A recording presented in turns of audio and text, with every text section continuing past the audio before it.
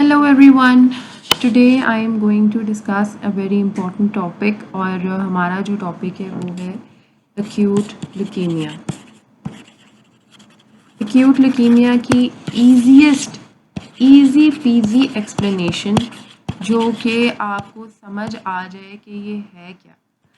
मुझे from my experience of teaching undergrad and postgrad students of MLT medical lab technology और even some doctors जिन्होंने practically hematology में काम नहीं किया, मुझे उनके जो है questions और उनकी queries सुनने के बाद थोड़ा सा ये अंदाज़ा होता है कि they do not easily understand the concept of leukemia, MPNs और जो बाकी hematological malignancies की हम बात करते हैं.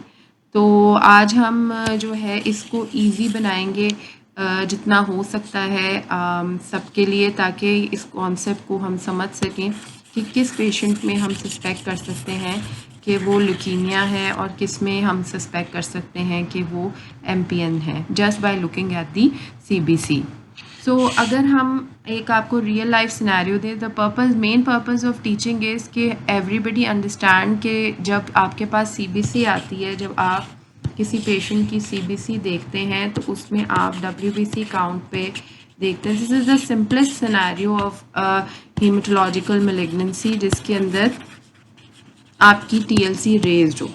जब टीएलसी रेज्ड होती है तो आपको हमेशा यही डाउट होता है कि is it benign or is it malignant, right? Please don't mind my handwriting. You can always give me a comment below कि आपकी handwriting समझ नहीं आ रही या फिर इसमें difficulty हो रही है, तो I will try and improve my handwriting as well. तो the thing is कि हमने जब किसी भी patient की WBCs देखे CBC के अंदर, तो हमने अब उसको किस तरीके से लेके चलना है. अगर फॉर एग्ज़ाम्पल किसी पेशेंट की टीएलसी 100 है, ठीक है जी,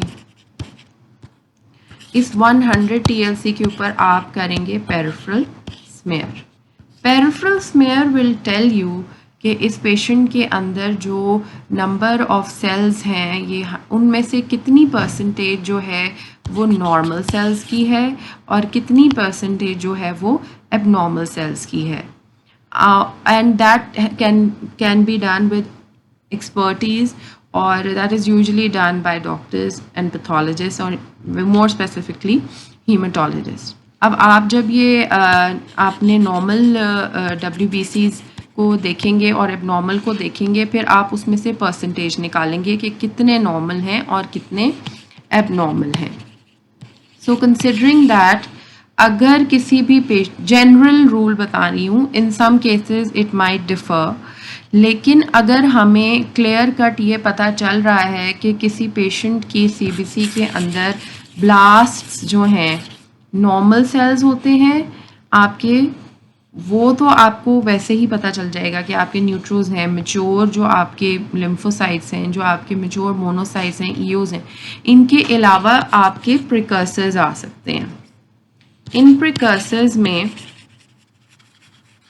जो ब्लास्ट परसेंटेज है, अगर रफली आपने अपनी काउंटर से काउंट किया है उसको पेरिफेरल स्मेयर पे और वो 20% बन रही है या उससे ज़्यादा बन रही है, then it means कि your patient is suffering from acute leukemia. ठीक हो गया. ये एक बहुत इंपॉर्टेंट कॉन्सेप्ट है जो मैं लैब टेक्नोलॉजिस्ट को देना चाहती हूँ, because when they are reporting they don't know this concept, और फिर the percentage of mistakes being done by them is more. और ज़ाहिरी बात है, एक चीज़ आप लिख रहे हो तो आपको उसका बेसिक कॉन्सेप्ट होना लाजमी है. So going again in 1 minute, कि जब भी आपके पास रेज्ड टीएलसी आएगा, आपने हमेशा पेरिफेरल स्मेयर बनाना है और उस पेरिफेरल स्मेयर पे आपने देखना है کہ بلاسٹ پرسنٹیج جو آپ کے ہیمیٹولوجسٹ ہیں وہ کیا رپورٹ کر رہے ہیں. اگر انہوں نے 20% سے زیادہ رپورٹ کی ہے تو پھر وہ خود ہی اس چیز کو اوپینین دیں گے کہ یہ ایکیوٹ لوکیمیا ہے. اور یہ آپ کا جو کانسیپٹ ہے آئی ہوپ کلیئر ہو جاتا ہے اس چیز کے ساتھ. Thank you so much. Please let me know how much you understood from this video. Thank you.